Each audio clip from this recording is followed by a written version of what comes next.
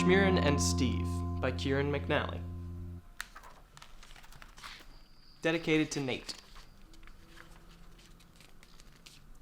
Here we have Shmieran, who is pale as can be, and his pet giraffe Steve, who is 18'3".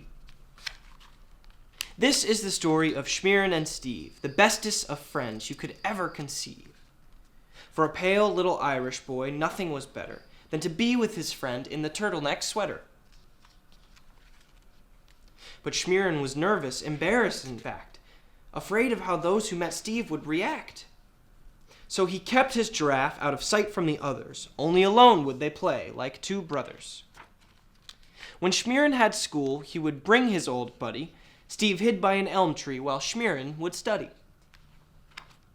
Each day at recess, outside of the school, the kids all played kickball, but they were so cruel, for they said to poor Shmieran, "Hey, you're really pale." And no team would choose him each day without fail. He wanted to play, he wanted to win, but Shmieran could not on account of his skin. So each day at recess he sat to the side, wishing his tall friend did not have to hide. Then, after classes, he'd go to the tree, and they'd walk home together, just laughing, carefree. One day, on the playground, alone without Steve, what happened to Shmieran you wouldn't believe. The kid said, "Hey Shmieran, come over and play. We're missing a kicker. We need you today." Shmieran just smiled. The kid said, "Come here," and he ran to join in as he held back a tear. That game of kickball, the time of his life, at last he felt wanted, forgot all the strife. But then, out of nowhere, the kickball went flying, right into the elm tree where Big Steve was hiding. So Steve the giraffe, as polite as he's tall, emerged from the shade and he kicked back the ball.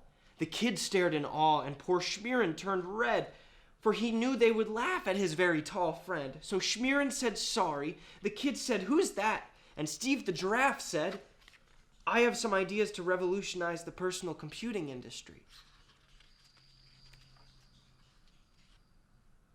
And the kids didn't mock him. The kids didn't laugh. They said, "That's so cool that your friend's a giraffe." The end.